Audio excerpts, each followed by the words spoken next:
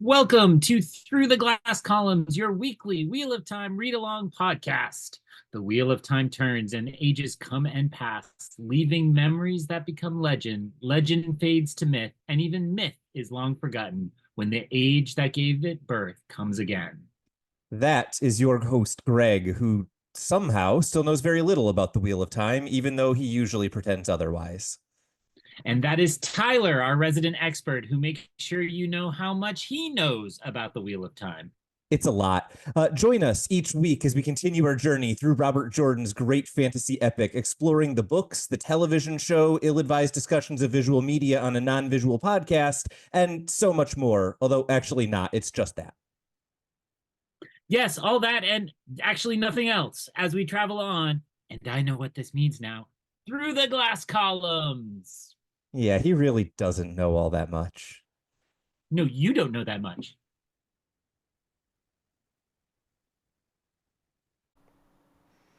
Hi, this is Greg, and Tylor just told me this is my intro, but I'm nearly positive I did the last one. I want the record to show. Who did the last one? All right. Hi, I'm Greg. I'll be honest, I don't know who did the last one. Welcome back to Through the Glass Columns, your weekly Wheel of Time read-along podcast. I am joined by Tylor, the one who lies about whose turn it is to do intros. Tylor, how are you? I'm doing very well. It's worth noting, I don't know who did it last time, but I know I'm supposed to do odds and you're supposed to do evens, and it's the 14th episode of this book, so it's your intro. I will also note, if this is the 14th week, I'm pretty sure this book is going to last 28 weeks. So after today, we are officially halfway through the Fires of Heaven. So far, I think we've been relatively critical of this book, largely just because it's been kind of slow to start. How are you feeling with where we're at now, approximately 50% of the way through the book?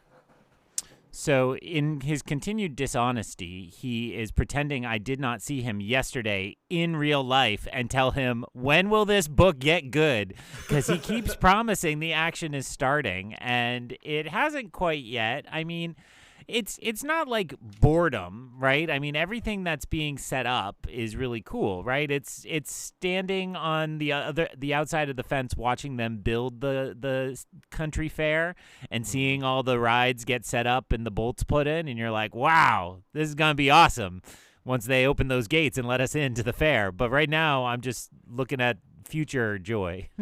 I will note, I don't want to spoil too much. I don't want to overhype anything, but I will note for you, Greg, depending on which plot line you care about, sometime between 1 and 3 weeks from now, you will be at least somewhat excited. If it's 1 week from now, I'll be a little surprised. That one's not a plot you've been super into. I don't want to spoil anything by diving in too much more. Do you have any last thoughts before we talk about our 2 chapters today? The first, The Practice of Diffidence, chapter 27, and the second, chapter 28, Trapped. Thoughts? Only just that it's very exciting. I think we've always joked about how it's fun when we end up finishing books at the end of the year, and we're gonna miss that, as you've already alluded to previously. Yeah. Because where are we at? We're like 8 weeks out from the end of the year. So it's nice to think about, though, in the dark, cold months of January, we'll be still kind of getting this thrill and the excitement of wrapping up this book. So that's exciting. Take us into chapter 27, The Practice of Diffidence. In the Practice of Diffidence, Siuan yells at all 6 of the Aes Sedai who are around her and notes just how kind of assorted and mismatched all of the things in the room are. It's very clear that they have not established any sort of normalcy.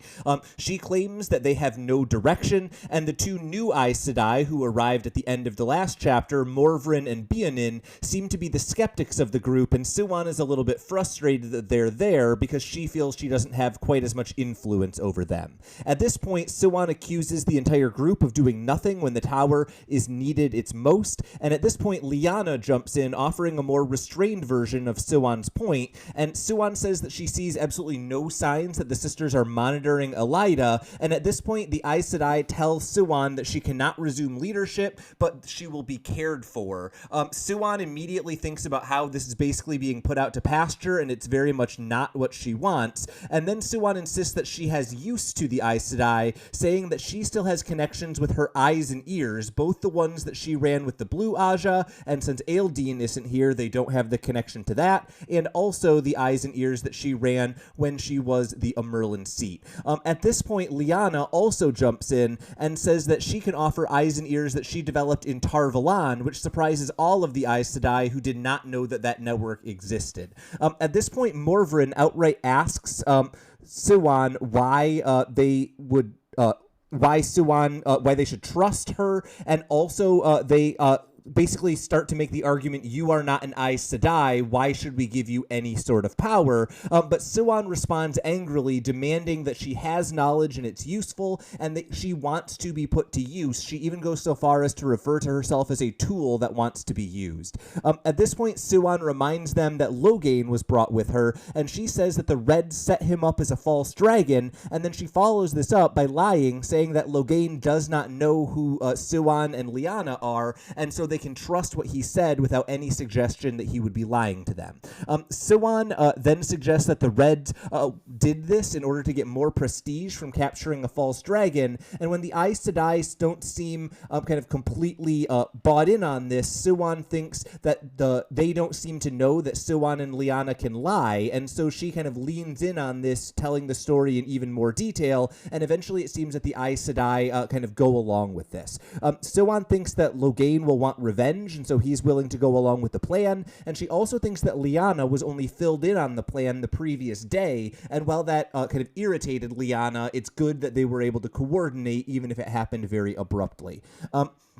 At this point, the Aes Sedai claim that they will no longer be able to unify with Elaida, which surprises Siuan because she did not think that that was even a possibility, but Siuan then is forced to promise that she will calm her temper and not get too angry at these Aes Sedai. Siuan is then relieved when they all agree to let her continue running the network of eyes and ears, and then Lyanna suggests naming an alternate Amyrlin seat to provide a contrast with Elaida. The sisters hesitate, saying that it will mean the tower is truly broken, but Siuan says the tower is already broken, and then she agrees with Lyanna's suggestion, although eventually she pulls back, thinking that this was supposed to be all from Lyanna, and they don't want to give the suggestion that they're working together to the Aes Sedai. Immediately, it seems that all of the Aes Sedai jumps on the idea that Sheriam should take over as the Amyrlin seat, but both Siuan and Lyanna cut them off, Siuan saying that they need someone who chose no sides in the rebellion so that they can come together more effectively after the rebellion is over, and Lyanna says they need someone strong in the power so that everyone will follow them, and all of the Aes Sedai seem to accept these requirements, which puts Siuan on the path that she is looking for, and she thinks to herself that eventually she will suggest that the Amyrlin needs to be guidable by this council, but Siuan thinks that she will be the one actually guiding, being the power behind the throne. Siuan then says that they must reach out to Rand, who Siuan believes is in the Aiel Waste, and she correctly interprets prophecy for the Aes Sedai to justify this. The Aes Sedai at first are kind of slow to come around to the idea that they need to send someone to Rand, and especially that he is in the Waste, but eventually they settle on two Green Sisters to send. At this point, Siuan and Lyanna are dismissed despite their protests, but before they can leave, news arrives of riders arriving headed towards the village. The Aes Sedai order that these riders not be allowed to escape and reveal their hidden location, but then someone else arrives and says that only one rider has broken away from the rest, and it is Gareth Bryne. This obviously shocks Siuan, who then thinks about her past encounter with Gareth Bryne in Murundi and how she had to humble him to get her way, and Siuan then demands that the Aes Sedai stop him from getting here, which shocks them. The warder who's sending the news says that he is one of the few great captains remaining, and they could use him, and at this point the Aes Sedai begin plotting to get Gareth Bryne on their side, before demanding that Siuan and Lyanna give the full story of why Gareth Bryne is here. Boy, is that a long summary of a chapter that I actually really enjoyed. I thought this was a really fun opportunity to see all of Siuan's schemes kind of come into play while we still didn't quite know what those schemes were. Based on our conversation at Dungeons & Dragons last night, you were slightly less positive on this chapter. I'm curious what your thought was and what either stood out or kind of was leaving you wanting. What are you talking about? I don't do that nerd activity. I don't know what you were doing. I was, drinking hard liquor and in the club. I think the best thing I can say about this chapter is I really like seeing Siuan kind of balancing out trying to control what is happening while seemingly not controlling it. Yeah. And I think it was a really wonderful choice to put us in her head so that we can understand that she's constantly towing that line because of pure political reasons, right? Like if she thought she could get away with just controlling them, she'd just control them, but has to kind of get close to that line, but then always back off and defer, both because of her new status and just because this group is clearly suspicious of her. Yeah, and I think that those last two things you said were the thing that made this a really fun chapter for me. Is one, these are characters who are familiar with Siuan, but they're familiar with a different version of Siuan. So they are clearly very prepared for her to bowl them over and argue, but they don't quite seem to know what to do when she kind of defers and, as the chapter says, is diffident, right? That kind of practice is what lets her succeed. The other thing that I think is kind of really fun here is that Siuan knows what they know and how they think of her. And so the game of what does Siuan say and what does Leane say to play off of their perceptions of the two and how they manipulate people, that was what really kind of got me gripped here, right? It's taking the kind of story that you're telling of seeing Siuan being the deft manipulator, but putting it in the context of her figuring out how to manipulate these particular people. That's what I really had a fun time kind of watching throughout this chapter.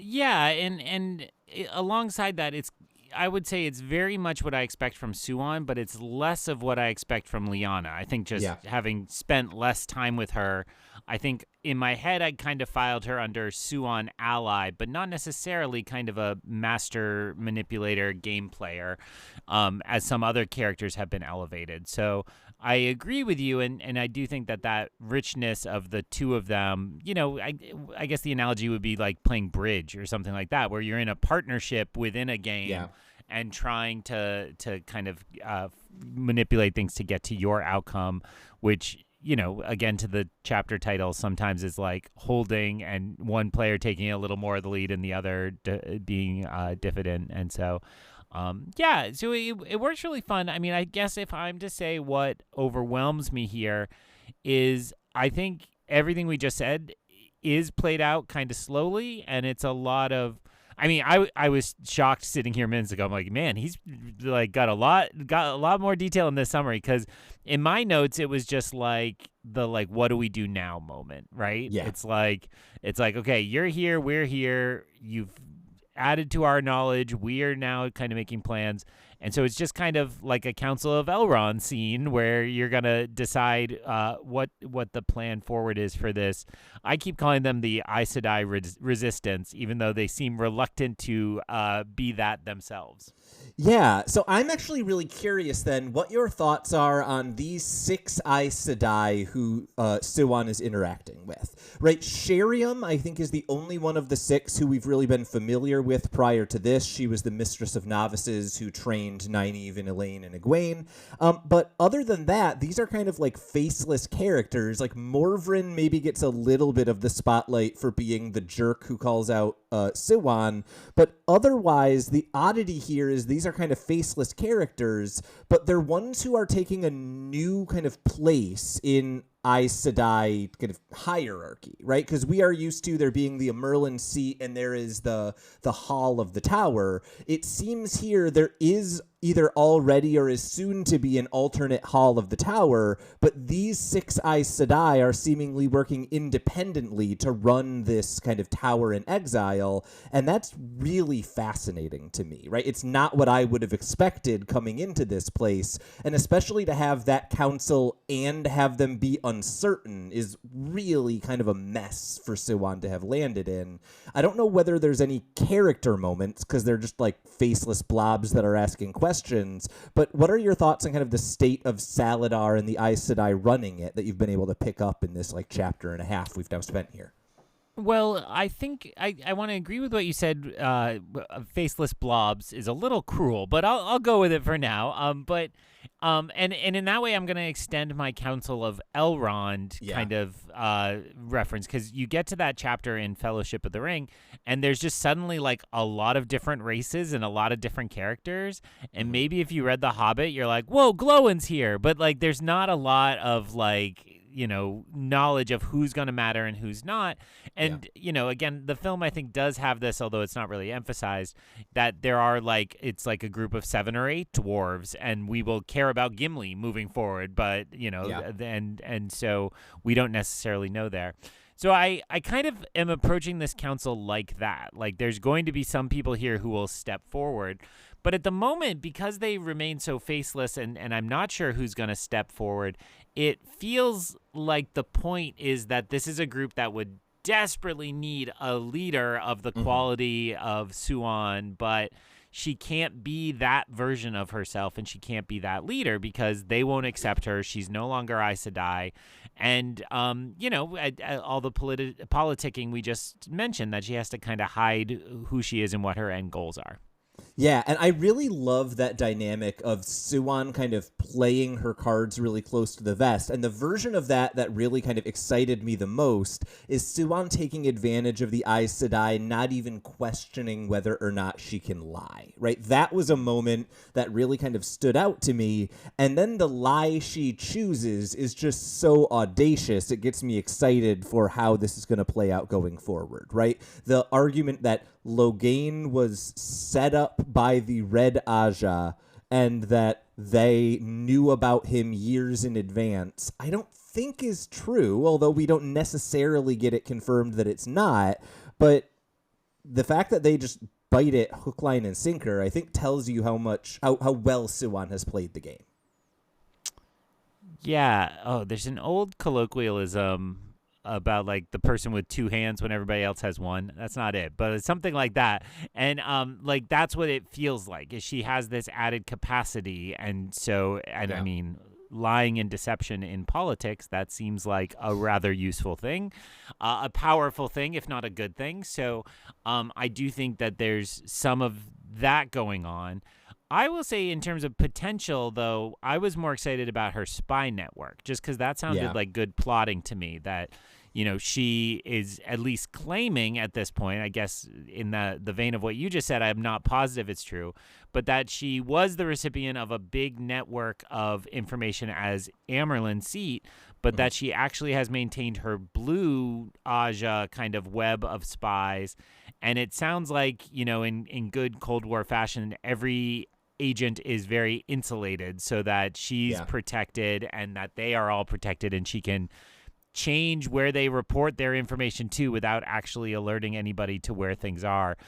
Those are some big claims, and I think just per your last comment, I kind of took her at her word that she could do it, but it will be interesting to see, because as much as I love a good spy master, that's not the Siuan we've met. Siuan is not the spy master. She's the powerful lady on a cool chair. So how is that going to change now that she can't be that lady and may just be a behind-the-scenes type?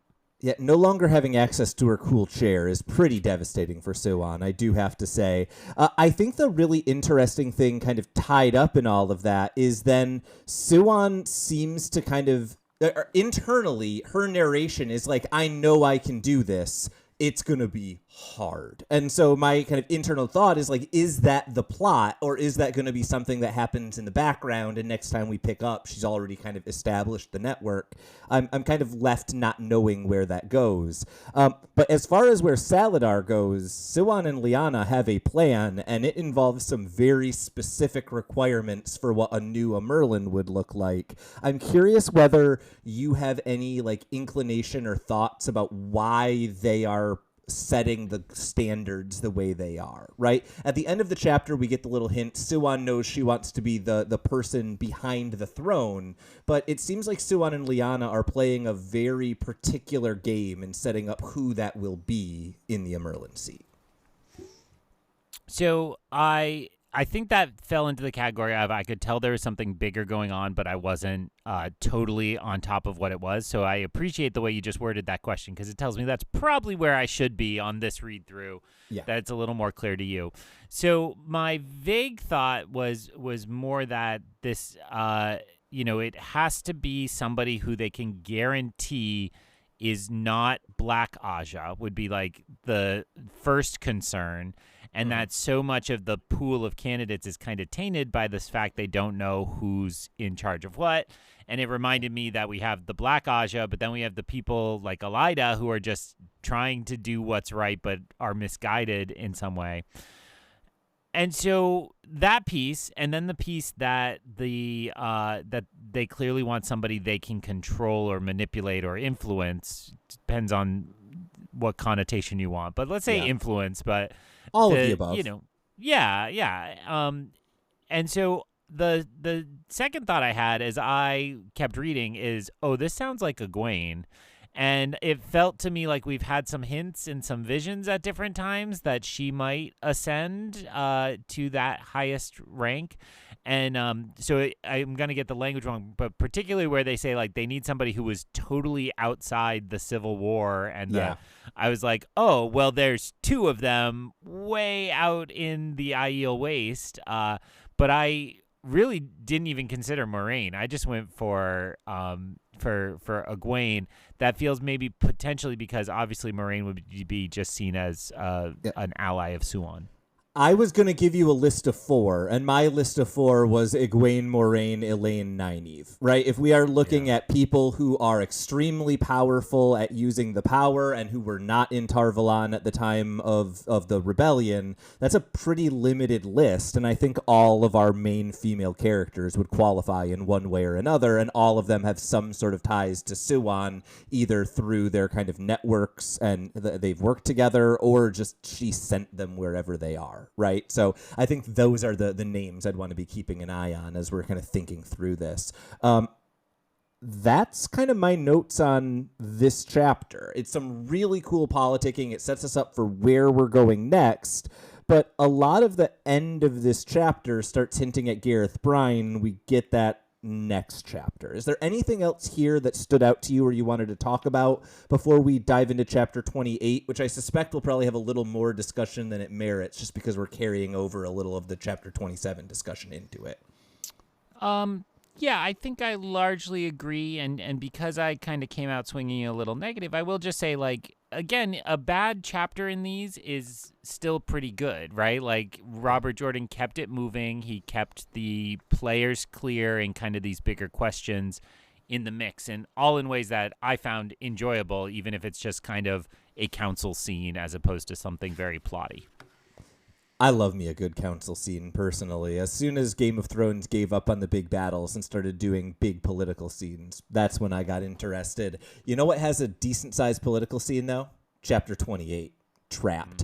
Gareth Bryne meets a warder as he approaches the village, and he wonders why the Aes Sedai are so close to the Amadisian border, because that is where the White Cloaks are. Bryne follows the warder, who introduces himself as New Hell, and he is thinking that even if Mara is an Aes Sedai, it doesn't alter the oath that she gave him. Bryne sees Min and Logain, and Min is shocked to see him, and then he is brought before the same 6 Aes Sedai that we saw in the previous chapter, and he can also see Siuan and Lyanna in the room. He tells them why he is here, but they all know the story already, and the Aes Sedai say they need Siuan and Lyanna, but the oath they made will still be honored, just not yet. Bryne is initially quite surprised to find out that Siuan is the name of the woman who he's been following, but then he says he will remain here until they are released, and that Siuan can serve him and work off her debt, and the Aes Sedai then actually say, yes, that is acceptable, but we would like you to serve us, and he basically immediately cuts to the core of what they're asking for. He understands that the tower is broken, and he says they must need a general, and he says that he will agree to do so with 3 conditions. conditions. One, that he gets full command of the soldiers. Two, that he decides what is impossible and can't be ordered to do it. And three, that they will stay the course, and even if something happens, they will not kind of give in to Elaida, because that will result in him and all of his soldiers dying. The Aes Sedai stare him down for quite some time, and then use the one power to create a wall that stops him from hearing them as they begin to discuss his demands. At this point, Siuan asks why he followed her, and he says it was because of the oath, but as he says this, he thinks that he knows it's because of her eyes. She is then irate at the council because she says that they added to her hours, and at this point, Gareth Bryne realizes that means that the Aes Sedai knew that about the oath, were willing to give up Siuan and Lyanna in order to get him to come, and that means that they must be desperate. Siuan at this point angrily calls him out for enjoying having her work for him, and she mentions the situation in Murundi, but Gareth Bryne says that he didn't recognize her until now, and he asks then why she interfered in the Murundi situation, and she says it was because of a lord who could potentially have united the country of Murundi, who she didn't want killed by Gareth Bryne, but it turns out that he has not united Murundi because he died randomly several years later. Gareth Bryne says that Siuan no longer has the power to command him, and she agrees that she is going to be his servant, and then he says that she will learn the type of man he is, which she seems to take as an insult, but he was meaning that she would learn how kind he was. The Aes Sedai then remove their barrier and begin to talk to Gareth Bryne, saying they agree to all three of his conditions. He begins to swear an oath to them, already beginning to plan the next steps of his potential invasion. We then switch into Min's point of view, where she watches Gareth Bryne leave after this encounter. Min then goes to talk to several of the others, and Logain says that he was sold to the Aes Sedai, and he seems even more despondent than he has been in the past. At this point, Min goes outside and is dismayed to see that all of their horses are gone, so she can't escape, and then Siuan runs into her and tells her to let no one talk to Logain before Siuan does. At this point, Siuan then follows Bryne into another area. Min then tells Logain not to talk to anyone until Siuan talks to him, but Logain is very clear that everyone ignores him, so that won't be a problem. Min then thinks to herself that Gareth Bryne lacks Logain's kind of force of personality, and so she doesn't worry that Siuan will be able to get the upper hand on him, and then Min interrupts Siuan as she returns, who gives Min Gareth Bryne's laundry to do, and then Min tells Siuan that she has had a vision. She saw Gareth Bryne as a bull ripping a crown of roses off of himself, and then she interpreted this as a warning that if Siuan and Gareth Bryne are close to one another, both will live, but if they are separate for too long, both of them will die. Siuan says that he will lead them to some sort of victory, but will also make their life hell, and then she gives Min even more of Gareth Bryne's chores, and Min realizes her life is actually the one that will be hell. This is the chapter I can't really defend as being super exciting. There's not a whole lot of plotting going on here. What did you think about Trapped, Greg?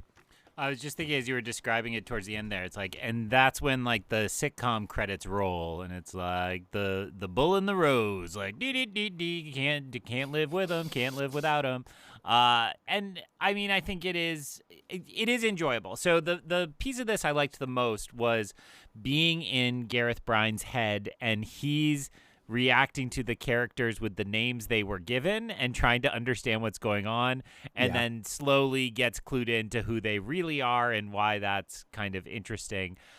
That to me was the most fun, and I just also thought it was played really well, because I was like, wait, what are we talking about? And then I figured it out just like a step ahead of him, and then they clued him in directly, so it just really worked as a kind of enjoyable thing to read.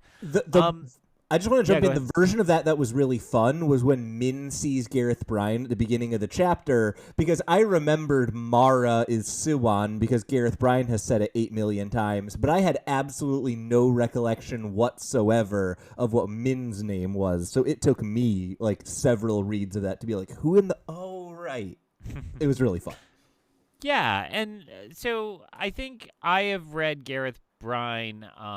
I think I used this analogy before. So in the Muppet movie, There's the funny moment where Kermit and Fozzie get in the car and drive off after having invited Sweetums to come along, and Sweetums just starts chasing their car. And that's what Gareth Bryne felt like to me, like a kind of big monster that's just chasing them but is kind of inconsequential. And I actually kind of liked him in this chapter. I mean, I think when somebody's offered a chance at leadership and they both reluctantly accept it but give their conditions, you know, the best leaders I've encountered in my job are people who do that. If you get the person who's just so desperate for power, they'll take any position offered or any responsibility, that's a little iffy, and you wonder. But when somebody pauses to be like, well, here are the 3 conditions which are the only way I could do this, I think that's really cool character building. And then the fact that they respond and are like, yeah, that's actually exactly what we would want, just shows that this is going to be a good collaboration, right? That they agree on the principles of it.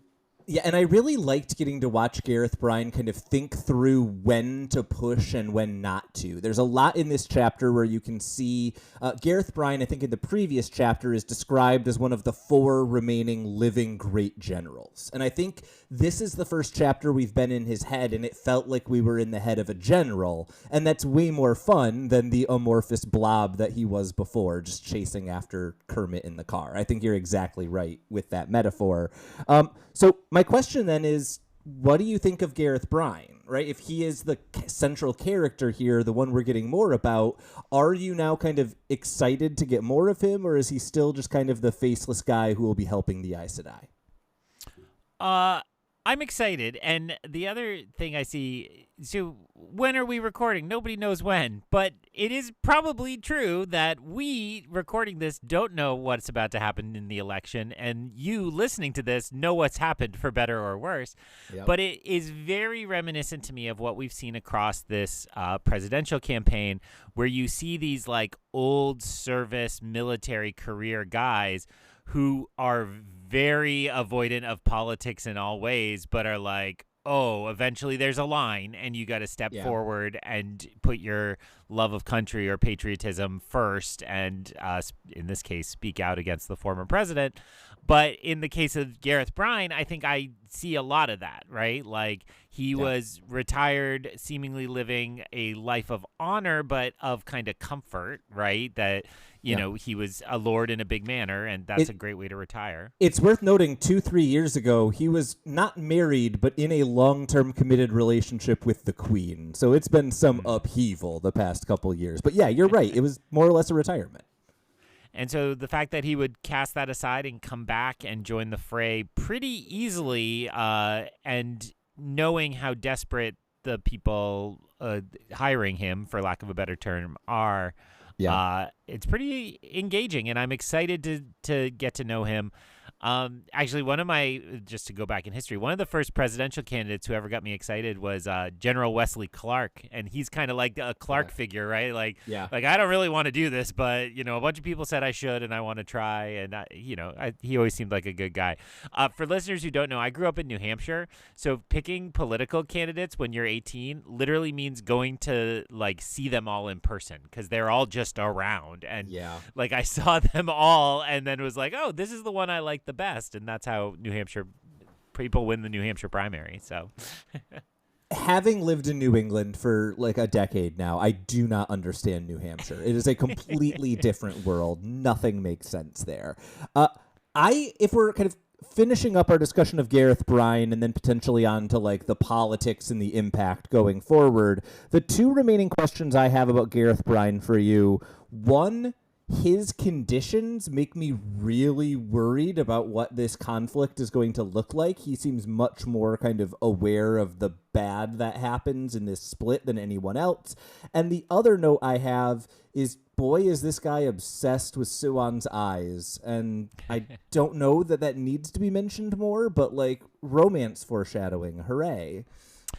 Yeah, it did feel like this isn't a very elaborate meet cute, right? I mean, it's not technically the meet cute, but it's like, oh, we hate each. I mean, it's much ado about nothing, right? It's like we hate each other. Oh, wait, we love each other. Yeah. And so this weird way his controlling her is a flirtation. I mean, that's problematic. Just to even say that, he's in love with his servant that he controls her actions of by this incredible bond. But it does feel in the fantasy realm that we can be okay with. Like it feels like a little bit of a fun flirtation, and how that's going to build. I think I read it exactly as you just described it. And yeah, the conditions to me, I mean, immediately those to me were Chekhov's conditions. It's like, well, clearly these are all going to come up. I don't know when, I don't know how many books from now, but they will be there. But they also speak to like a real military leader. Like that makes me think like, oh, he's somebody who's looking at the worst case scenarios and trying to insulate the army from it. Yeah, and I thought that idea of Gareth Bryne and his kind of strategic thinking was really interesting to contrast in the way that he responded when Siuan finally explained what was going on in Murindi all this years ago, the incident that we've heard about 3-4 times now throughout this book, right? And the story seems to be Siuan thinks she was right because she had a goal in mind and what she did helped to achieve that goal. And Gareth Bryne is feeling really frustrated because he feels like he was kind of undercut and then she didn't even get what she wanted out of the whole thing. And that, I think, is really kind of telling for me of how quickly Gareth Bryne almost leaves that behind once he gets the explanation, right? He seems frustrated that the thing that he was held back for didn't pan out, but he doesn't seem to hold it against Siuan, and if anything, he seems to get it now. And I thought that was really telling of him kind of both as a character and potentially as a leader, to have someone who he's kind of had this long-standing, decades-long frustration with and to just drop it once he understands it. I found that really kind of telling and maybe why he's such a good general. Yeah, I don't know that I read it in all that nuance, but everything you just said kind of confirms my feelings on him. And like, if you'd asked me, and maybe you did ask me like 4 chapters ago if I would feel any of this, it was like, no, he's just a big dummy chasing them, too obsessed with this oath thing. But the fact that I think the Aes Sedai are going to enforce the oath was also just a neat wrinkle in all this, and I think again speaks to the parallel nature of their values, right? His values with the Aes Sedai. Yeah, absolutely. Any last thoughts on the Bryne POV section before we hop over to Min? No. Excellent. Min says something here that is not about her, but is about Logain that I had not really picked up on previously. Min describes Logain as having substantially more force of personality than Gareth Bryne does, and she describes him as being the only person she's ever seen bowl over Siuan with pure just like charisma. And that is something that I think as a watcher of the Wheel of Time television show, I understand is true about Logain because his actor is incredible, but I'm not sure just from the book that would have been my read on this character, maybe just because he's been moping for 5 straight books, but that I think really reframes all of this story we've been getting about glory in his future. It seems like at least when you see the spark, it's something that has really impressed itself on Min. Yeah, it's an interesting point, and I do think Logain has had a few really good moments on the television show, but it is true that we meet him after he's been interesting, and he's getting more interesting again, but it's like, you know, the fact that we meet him in the cart having already been stilled and under control and kind of, mopey, as you said, means we didn't get, like, what did he look like when he was claiming this power, when he was looking at that, and the lie from the chapter before is also kind of tantalizing in that regard. Like, what was that path up, and what did he look like when he was claiming to be the dragon? So it's really interesting to see him move forward, and again, it's one of those characters that I would have expected not to be here. And it still has a Gollum feel to me. It's like, oh, there's going to be a really important reason why he's still here, and that's the crowning in glory piece that we've talked about before, and just this adds to that. So my last kind of 2 thoughts on this chapter. Number 1, this vision that Min has is really interesting, right? A bull ripping the roses off its neck is a sign that Gareth Bryne is very clearly leaving Andor and Morgaze behind. And then the interpretation of that dream or that vision, or maybe a separate one that she's interpreting. But Min says if Gareth Bryne and Siuan stay together, they will both live. If they are apart for too long, they will both die. And that feels like you said before, like Chekhov's conditions. This feels like Chekhov's separation, right? So at some point they're going to be apart, and we see how bad it gets.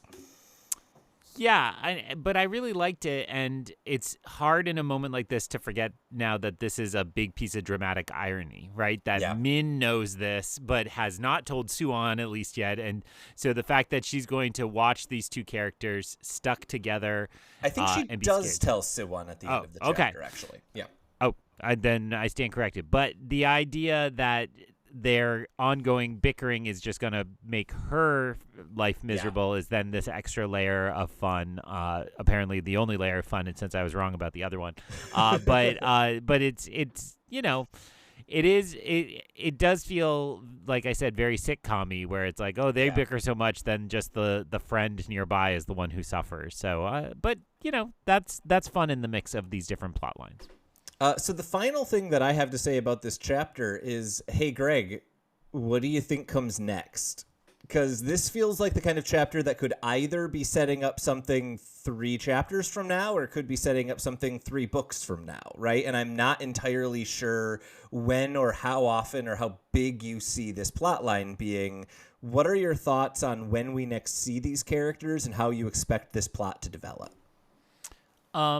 I actually didn't look at what the next chapter icon is, or I didn't observe it when I wrote down my name. So don't tell me. But I will say I kind of do agree this feels like a landing moment. I would dislike it, but I wouldn't be shocked if it's a book until we see them, because they need to organize the spies. They need to build the actual army and all the people. And so before this group of characters is going to be formidable, it seems like we're going to need something else, some time to pass, right? Yeah. The exception I have to that is I still, even though I think the geography is a little off at the moment, I still kind of expect Leane and Nynaeve to crash into this group.